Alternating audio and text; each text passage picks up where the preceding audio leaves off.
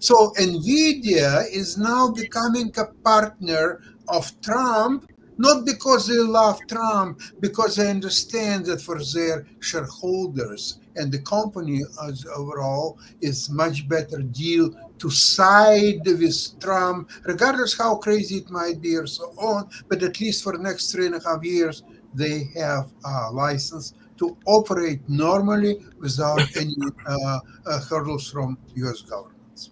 Speaking of operating without any hurdles and everything, and this is for you, Sasha, I did see that Canada's prime minister was going down to meet with the Mexican leader, and I guess they're going to try to work on some trade deals that will not be involving the U.S. because of the threat of heavy tariffs on both of their countries. So I just wondered what you thought about this meeting between Sheinbaum and Carney. So it does look like they're having that meeting this week and everything like that. So they're trying to they're calling it the North American Summit, but they are not having the United States involved.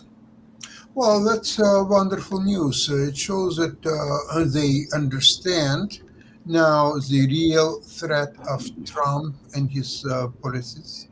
So now, well, Canada doing that for a long time now. It's building new trade bridges between Asian countries and Europeans, and exclude United States from any of these deals.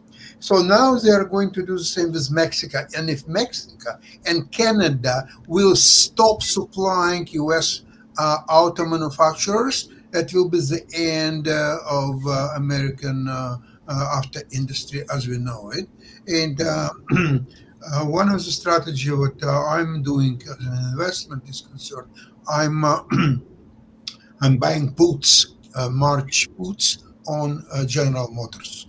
I don't believe that this company will be able to do anything substantial, including all competitions that there is, and maybe even more competition will be there in the near future. Yeah, that makes sense. Hey, Dr. Sharif, glad to see that you're here with us. We were actually, some of you were going to be here yesterday because I noticed that there was a lot of youth uprising in Bangladesh, Nepal, and other places. So I just wanted, since you work with a lot of students, your thoughts around this because it seems like they're becoming more politically active in your neck of the woods. Yeah, if you see that emerging economy, their major strength actually come from young populations. I told that around 60% populations of Bangladesh, India, Pakistan, Nepal, Sri Lanka, Maldives, even Afghanistan, even in China, you can see that they are youth, they are young, those who are under 30 years old. And another important factors actually how they connected through technology, through social media. They have a big passion for artificial intelligence, about new technologies, new policy, and they can understand the Western world. That's why they are big fan of democracy. They are big fan of transparency. What is absent in the old passionate political system? Let's say the previous political persons, they don't have enough transparency, they don't have enough political futuristic policy, and they are not serving well for their country. For that particular issues, I believe three rising things. Number one, economic empowerment. Number two, the demographic issues and what I said, these youth populations. And number three, technology like social media, AI, and all of the things. That's why people are more connected. That is the particular issues the young populations uh, taking the responsibilities, they involve in politics, they involve in business, and they want to involve in geopolitical issues. Besides that, uh, like USA, maybe they are good ally for Bangladesh or Nepal or India, and hopefully we can see the new constitutional reformations or governmental institutional reformations, and through this process our country based corruptions and all of the things will overcome. But we need to work together with the global north and global south to solve this challenging situation. Thank you. Yeah, no problem at all and everything. Hey, Rick, well, a couple of things. One, just to let you and Sasha know, since I did bring it up earlier, apparently, and we do try to cover various parts of the world, France is bracing for nationwide disruption as unions are launching mass strikes to protest against the government proposals in that country for budget cuts. So it's like a lot of countries around the world, they're trying to tighten their belt. So they've got walkouts by teachers, health workers, transport staff, among others, on Thursday, which is expected to paralyze parts of the country. Well, yeah, France is set up for strikes to shut the country down. They do this a lot, probably an average of once a year. And okay, I mean, so it happened. It's not that big a deal. They'll have strikes. They'll get some concessions. That makes sense. They'll get the concessions and they'll get them hopefully for some of these people in the medical fields and the teachers and everything like that. You know, I was looking on our emails, the chains and everything along those lines, and there was a question that Kim raised, and you know, I'm not beyond writing letters to different people and seeing if they're available or not available, but you have a direct contact. What's the chances we can get Jimmy Kimmel on this network? Zero. Zero. I'll tell you this, and maybe I'm saying too much, but when he first got the show, it's that job of being a late night host is a tough job. You're working to make a good show 14 hours a day. You know that you're getting hundreds of emails a day. You're in charge of. I mean, I think Kimmel will negotiate. Will be back on ABC within a week or two because he employs between 120 and 200 people. And he will keep the show going and get it back on the air for the sake of those people and their families. You know, he loves his people, and he's not going to let some affiliates, you know, take down the show. But, yeah, I think but he also said he meant it as a guest. When he first started doing the show, he said, you know, I'll do this for about 20 years, and then that's enough. But he's already been going for 22 and a half years. So he, at some point in the next few years, may decide to hang it up because he and you know, enjoy life. Yeah, I can see that and everything. But he's not. I don't believe, and I'm just speaking for myself, and I don't have any official knowledge. I don't believe he will allow himself to be driven off the air for saying nothing. He said nothing bad about Charlie Kirk. And the people who are yelling that he did, the MAGAs, are never even watched the clip. So, yeah, Anita, do you rule out that maybe somebody else, maybe even CNN, will offer him competitive? Yeah, but as I said, he's been doing this forever, and financially, I'm sure he's very well off. Oh yeah, And like he might do something, you know, in the next few years. Again, I'm just speaking for myself. I'm not. I have no inside knowledge. My wife is even yelling at me to like, don't talk about it. But if he did do something, it might be like Jon Stewart or Letterman, where they retired and then they came back in a much more limited capacity, where Letterman went from doing a show 4 days a week to doing a series of maybe a dozen interviews a year. You know, and Jon Stewart left the Daily Show, which by the, you know, going by the name, it's an everyday show, to doing a show that was weekly, and now he's back on the Daily Show, but only 1 day a week. So, you know, yeah, maybe he'll at some point, you know, cut back. Yeah, well, I think that with his popularity ratings or so on, I don't see him retiring at all. I see him coming back in some capacity here. Where and on what conditions? Yeah, like ABC likes him. They support him. They just got pushed into a corner by their affiliates. You know, they have him host Who Wants to Be a Millionaire on that show, on that network. And, you know, so he could do that. I mean, he can still do anything. He'll have to eat some shit.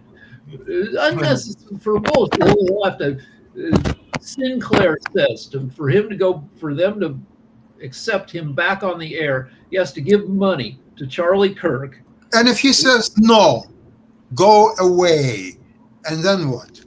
He can afford it financially for sure, and he says no. I haven't not said anything negative about Kirk or his family or so on. So go and fuck yourself.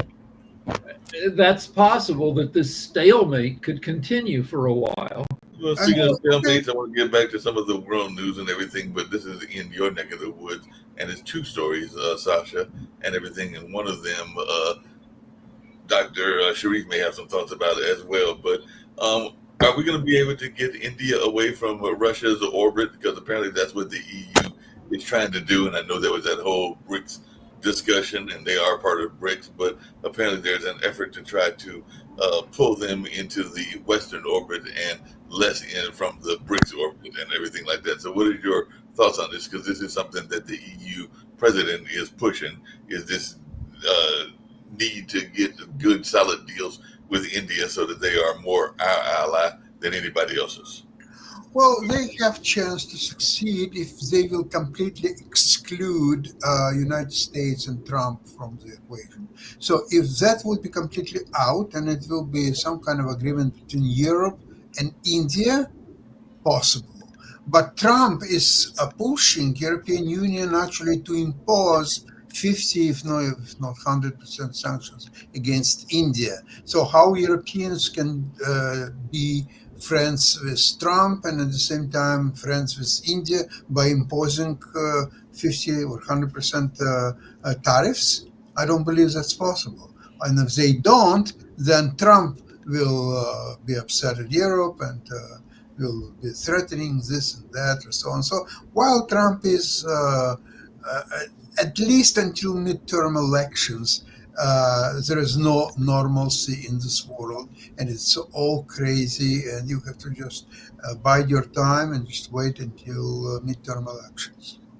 That makes sense. Hey, Sasha, along those same lines and everything, there was those Russian drones that went into Poland, and apparently Trump tried to say that that was an accidental mission, and 82% of polls are rejecting Trump's claim that it was accidental. So do you think that the Russians intentionally went into Poland, or do you think that Trump is right and that it was some sort of accident?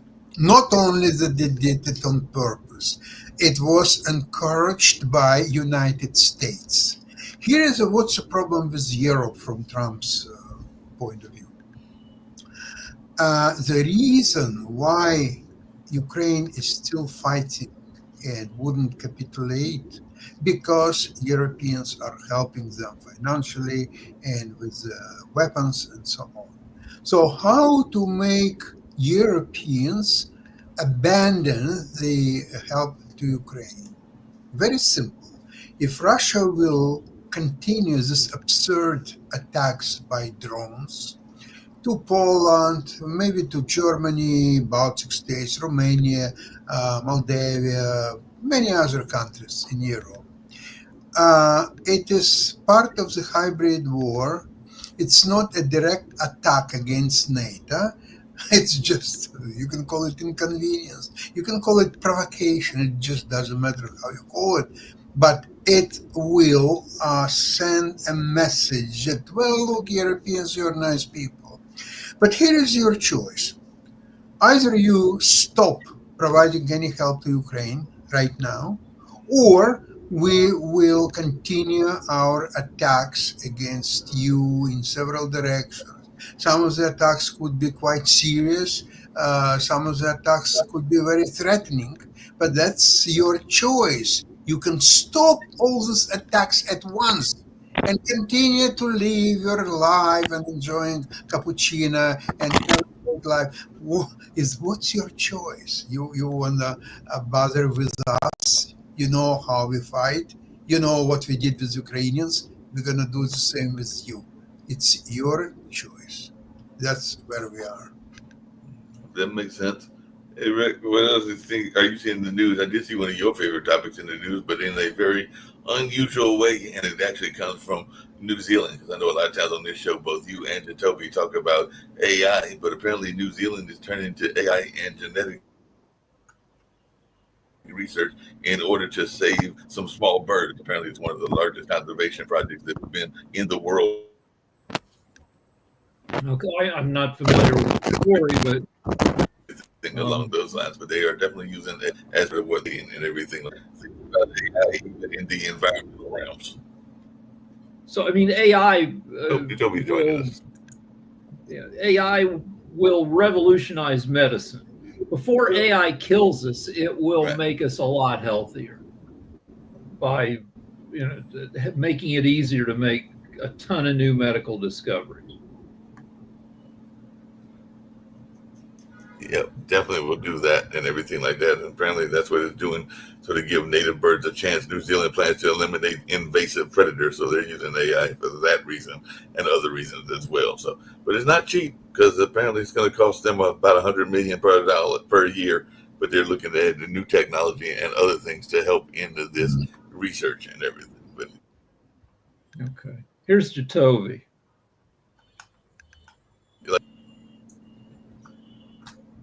Toby, where you at? What's up? Not much. You're not at your home office. It doesn't look like you're out and about. Yeah, working on a computer. Gotcha. I had to work on a computer at somebody's house. I'm guessing I missed the discussion about the freedom of speech now being attacked.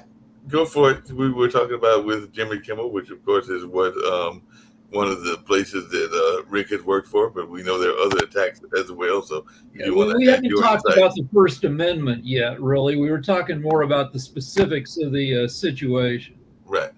I mean, the specifics are straightforward and simple.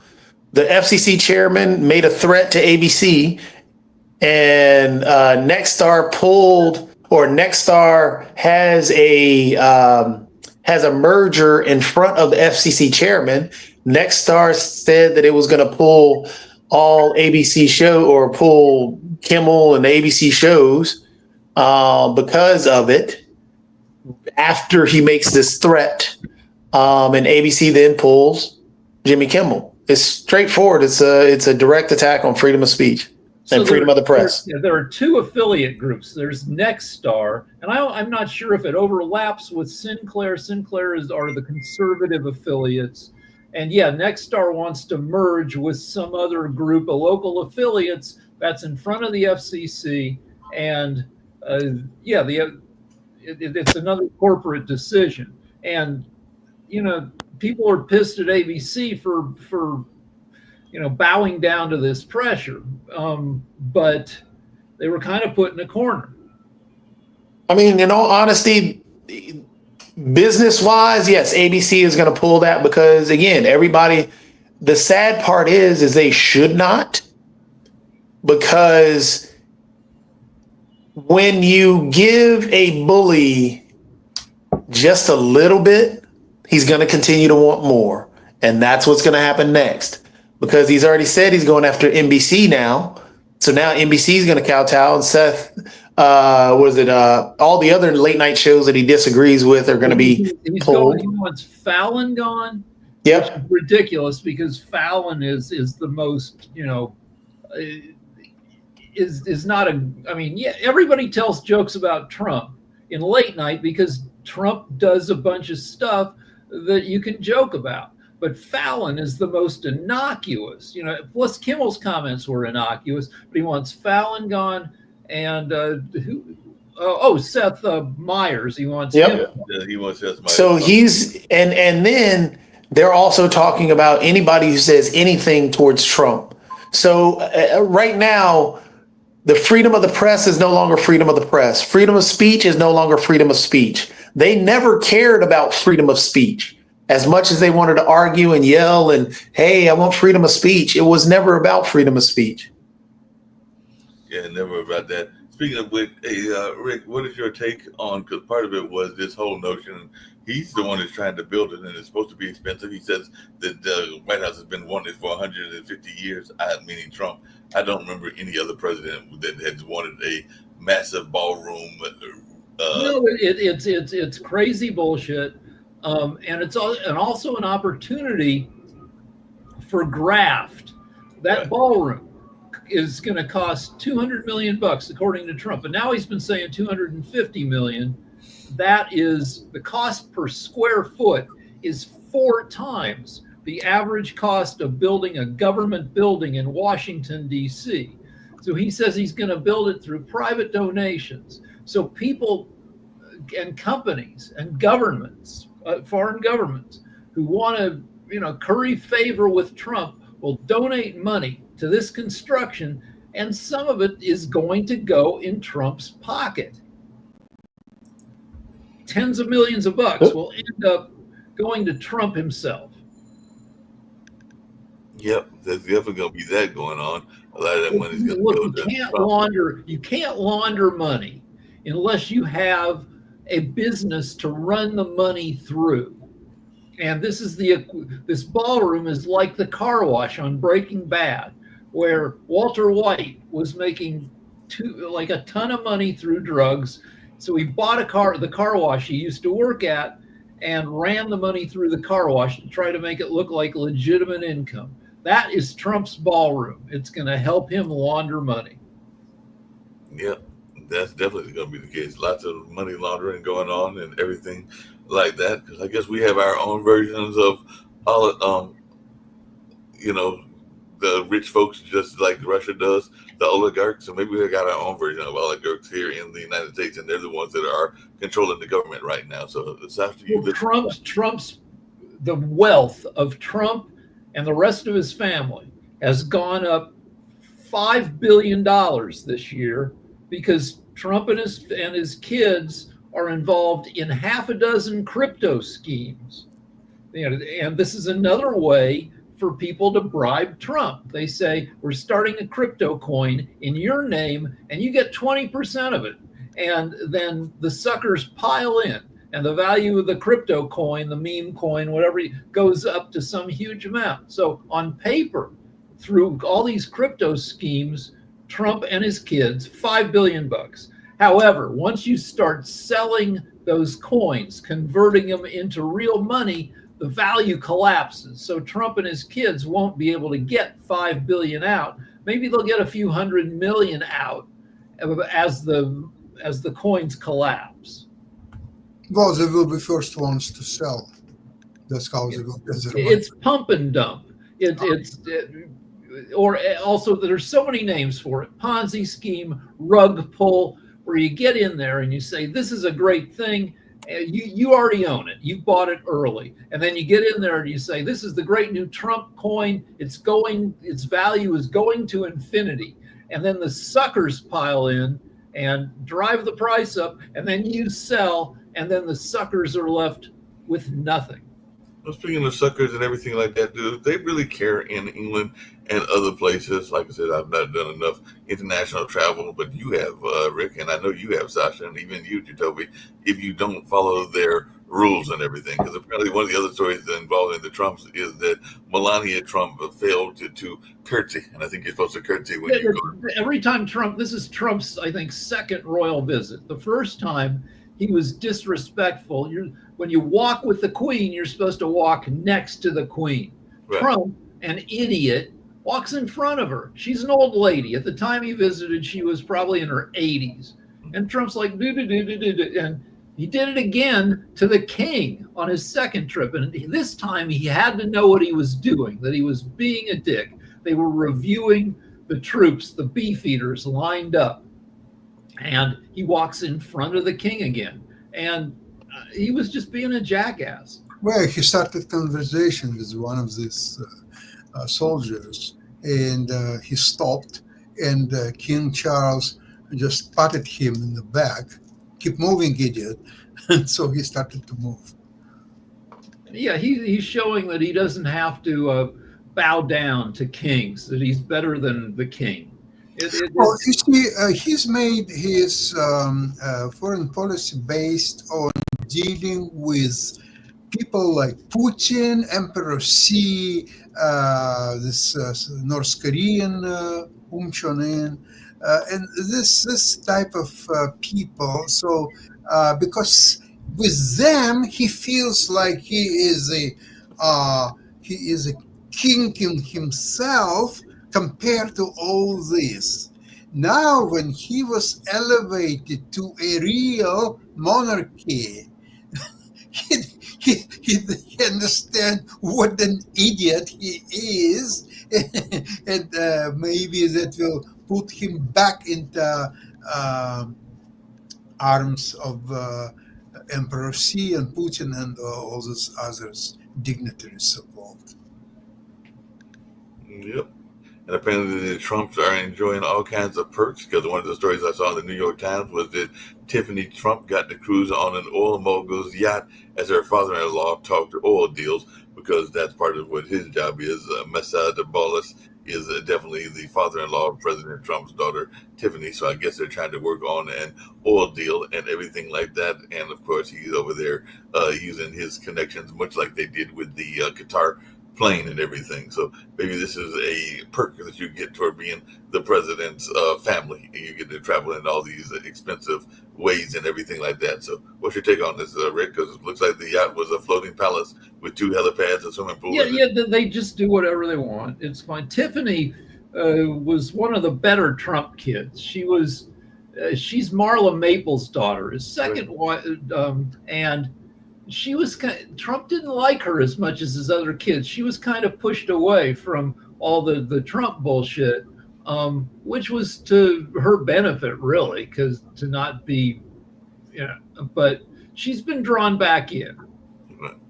She's definitely been drawn back into the family, and now drawn back into these different connections, including with her husband and all along those lines. So yeah, we're going to see how this all plays out, because he does love having a lot of nepotism. But if you were a Trump kid, you'd do the same thing too. If people are offering you hundreds of millions of dollars to hang with them, and maybe because you might be able to talk with your dad, that would be impossible to resist. Well, speaking of impossible to resist, and I know that Nick and Kim talk about education with this particular network and everything, and apparently the Trump administration is reinstating a more difficult citizenship test. So it contains more complex questions. Okay, so a test that Trump himself could not pass in a million years. There's this point I want to bring up, which I keep forgetting, which is both Kimmel and Colbert are super Christian. Not, get on their knees and pray to God Christian, but they're both super good Catholics. And they're certainly both better Christians than Trump. And so MAGA would support their values if it weren't that they told jokes about their guy. So just to point out, we're still missing some of the other things. The designation of an idea, and it's not even an actual organization, but the designation of an idea as a terrorist organization now allows him to designate whoever he wants as a terrorist. So Trump and Bondi say they're going after Antifa as if it's an organization. Antifa isn't an organization, it's an adjective. It's like going after the color red. It's when you say you're Antifa, which some young idiots do, that's short for anti-fascist. You're saying, yeah, I'm anti-fascist. It's not an organization. There's no Antifa club. It's not a thing. So it's more bullshit. Well, it's not. The thing is, we have to understand these things that he's doing. As much as it sounds stupid, there's a thread, there's a throughway, and he's already said who he's going next after. He's going to go attack NBC and everything else. Something else is going to happen, and he's going to use that in the same fashion. He's already using the Charlie Kirk murder or assassination to go after whoever else. But again, this whole designation of an idea to attack. He's already said that the Democrat Party was a group of radicals this and radicals that. Who in the Democrat Party is he next going to go after? This is all about silencing others. That's all this is. He's already gone past due process, and people cheered him on for that. He's already gone past due process and killing people in the ocean. People cheered him on for that. People are cheering him on for squashing the First Amendment by going after Colbert and now Kimmel and who's next. Now he can designate people as terrorists. What's next? I mean, we're not even a year in, and this is all happening. I think this Are we all crying because Rick Rosner's boss got fired? That's dumb, Rick. That's dumb, Nick. That's a dumb comment. I do want to. Nick, that's a dumb comment. Left right now. Nick, stop. Nick, here, let's do this, Nick, and we're gonna play this game because you like to play this stupid game. Nick, we're gonna play this game because you like to play this stupid game. We're gonna go down this road, and this is how idiotic you are as a lawyer because of what you're just saying. So you're against the First Amendment. Are you for or against the First Amendment? Well, you're against it. Are you for or against the First Amendment? Simple question. I don't need all the gaslighting and everything else. Answer the question. Are you for or against the First Amendment? Super pro First Amendment. So then your argument saying crying this and crying that, then are you against what happened to Jimmy Kimmel? Just like Shaquille says. Are you? I don't care what Shaq says. He can come over here and say it himself. May I speak? Nick? May I speak? Yes. All right. Please. So they just took all of my content down and deleted all of my accounts on YouTube for uploading the video where Trump was instructing people how to take a gun, aim it at someone's face, and shoot. I mean, these were Trump's words. And I also uploaded some of Charlie's videos, just small clips of his videos on one of my accounts. They, I guess, associated me with Pod TV, so they've deleted Pod TV. They've deleted YouTube has deleted all of our accounts. Google is now deleting all of my accounts as well. So I have several accounts and business accounts with Google, and they're taking all of my stuff down. No negotiations, nothing. And all I did was just upload real videos, not AI videos. These are real videos of what these people said. That's all I did. And I did make a comment of, does this sound appropriate to you? But freedom of speech has been stripped. They're going to go after anyone they deem a threat. I don't know why I'm deemed a threat, except that I have reviewed the Epstein files, and they are real. We found them in a different way, but they are what the federal government used. They were a bunch of private lawsuits that in the same realm were allowed to access federal government evidence to prove their case, because it's less work on the courts to be able to do that. So the data has always existed out there, and I have read it, and I'm going to expose all the names because not every name got redacted if you read all the data. But I'm still not a threat to them because I'm a nobody.